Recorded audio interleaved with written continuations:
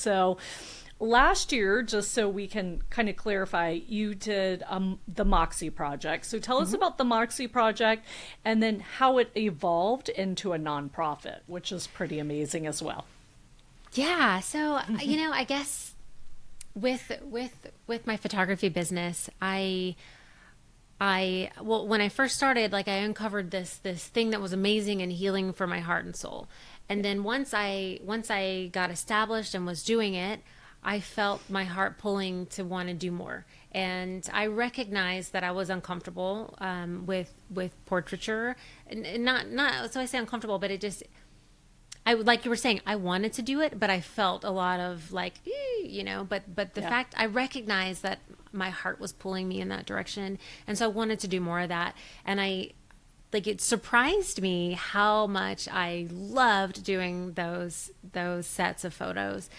So much so, and really so let me back up for a second, because with the Moxie Project, I would have like an interview with each woman before we decided to work together to learn about her story and what she wanted to say with her photos in the project, and what she was searching for, what she wanted to get out of the end result.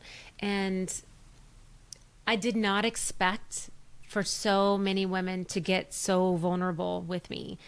And that was a really beautiful thing, because I think I'm very comfortable at keeping that distance. I'm very comfortable with keeping the distance and keeping things, on a superficial but business level, not superficial in a bad way, but just keeping things at a surface level and not really going deeper. And I put some questions on like a sort of a pre-interview, so that they would fill out the form, and then we would discuss their questions and answers, my questions, their answers, in our interview. And every single person, not even just like, oh, I had a handful that were really open with me. Everyone was so surprisingly open with their responses and what we would talk about. And like sometimes, like really, I had the interview scheduled to be 30 minutes, but so many times we'd go an hour or more, and there'd be tears on both sides, and we're just sharing so much. It was such a beautiful, amazing experience. And I wanted more of that, and not just more of that. I just felt this need or I recognized this need where these women, yes, they're working on themselves, but they want to help other people too. And they have a huge story to tell. And it's like, wow, I feel like all of us, most of the women were, between like 40 and 60 years old. And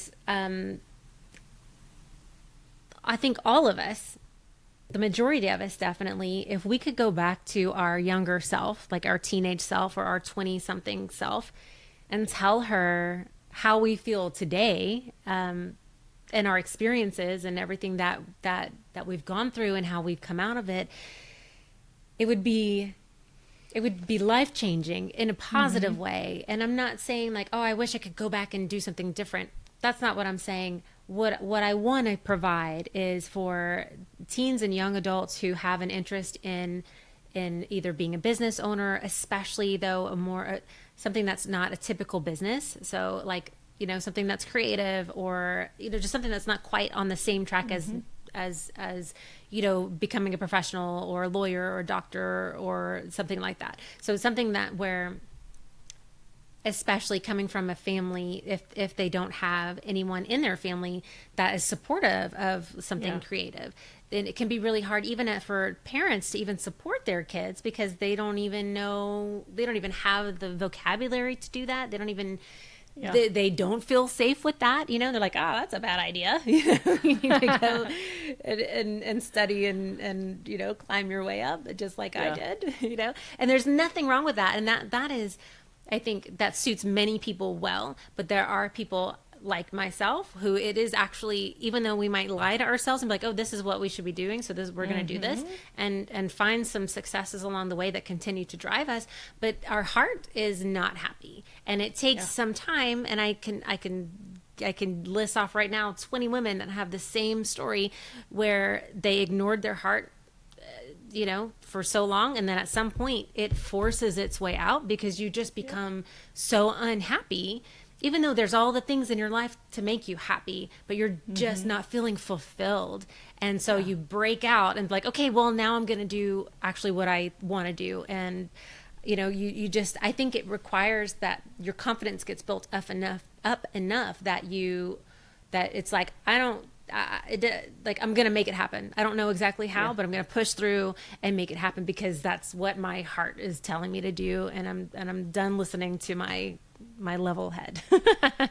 So for me, that's what Moxie Project is all about. It's establishing mentorships for kids, and I lump 25-year-olds in as kids also that might not have a mentor to tell them like, you can do this. This is what you want to do. You can do it. And here, like I did it, right? Here's another person who's doing it. Here's another person that's doing it. There's all of these examples. You can be successful, but it's got to be something that you truly, truly, truly believe in. And so to know what you truly, truly, truly believe in, you have to start listening to yourself and knowing who you are.